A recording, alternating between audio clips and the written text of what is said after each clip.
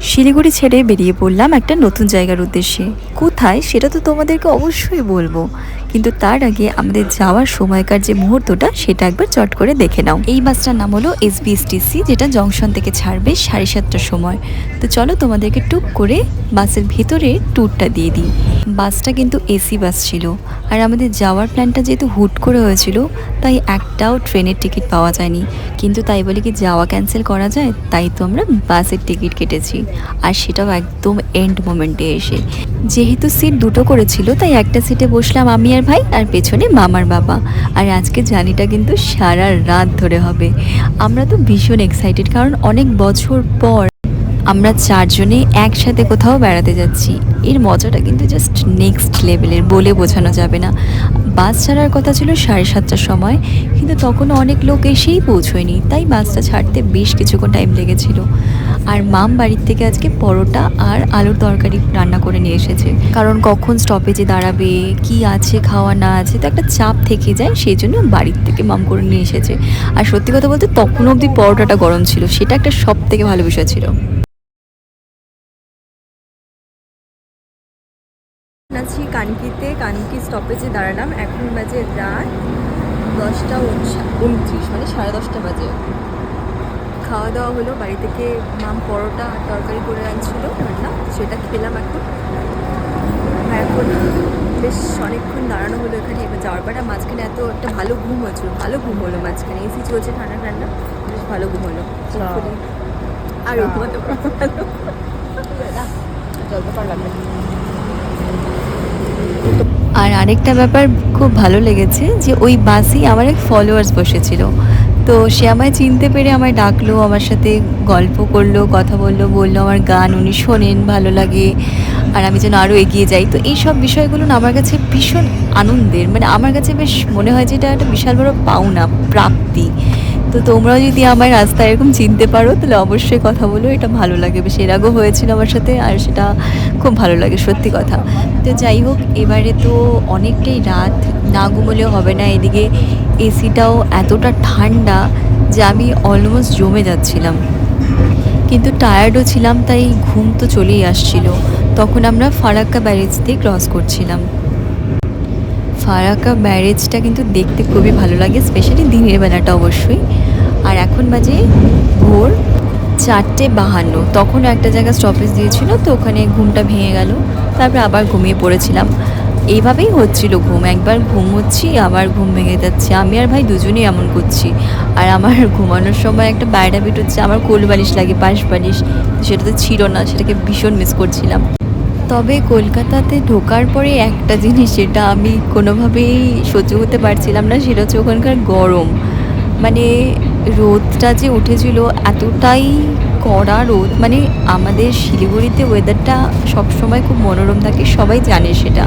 মানে যদি খুব গরম পড়েও সেটাকে টলারেট করা যায়, আর না করা গেলেও পরের দিকে বৃষ্টি হয়ে যায়, তো আলটিমেটলি ওয়েদারটা সুন্দর হয়ে যায়। তো শিলিগুড়ির ক্লাইমেট নিয়ে কিন্তু কোনো কথাই হবে না, সেটা ভীষণ সুন্দর। কিন্তু কলকাতায় প্রচণ্ড গরম, জানি অনেক কারণই আছে এই গরমের, কিন্তু আমি অ্যাকচুয়ালি সহ্য করতে পারছিলাম না। আমার পুরো মাথা ব্যথা ধরে একদম, কি আর করা যাবে, কিছু করার নেই, কারণ এখন তো ঘোরার মোড অন আছে, তাই না? আমরা একটু আগে নামনারায়ণগঞ্জ প্ল্যানেটের সামনে আছি। তো মেট্রো তো এখন বন্ধ আছে, 10টার সময় খুলবে, তো আমাদেরকে ট্যাক্সি ধরে হাওড়াতে যেতে হবে। ওখানে দাঁড়িয়ে চা খেলাম আর বাপুজি কেকও খেলাম, খেয়ে তারপরে ক্যাব বুক করা হলো। ক্যাব আসলে আমরা বেরিয়ে পড়বো। উবের উবের উবের বুক করা হলো, উবের আসবে এখন।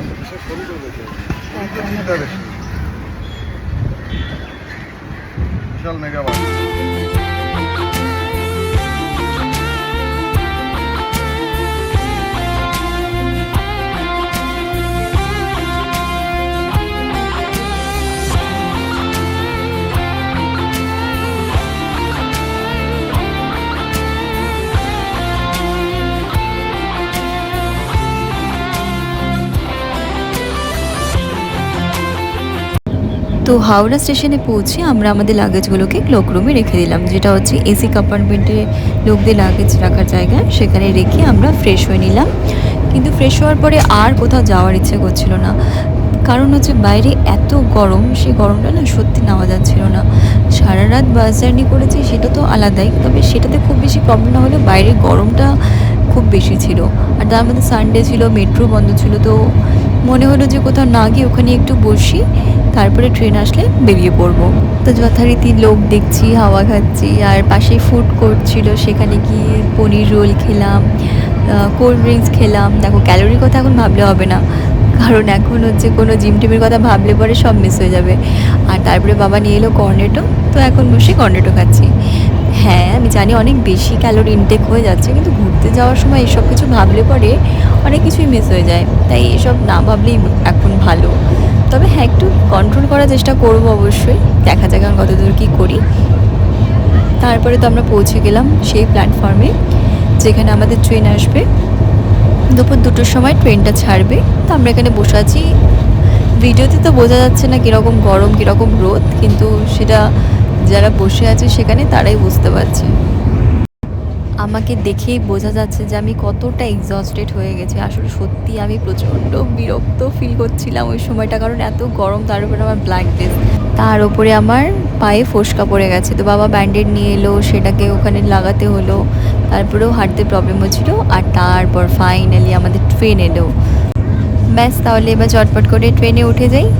বাকি ভিডিওটা নেক্সট দিন আবার শেয়ার করব। আজকে ভিডিওটা কেমন লাগলো আমাকে অবশ্যই জানিও, আর গেস করো তো দেখি কোথায় যাচ্ছি আজকে আমরা। তো চলো তোমাদের সাথে দেখা হচ্ছে নেক্সট ব্লগে।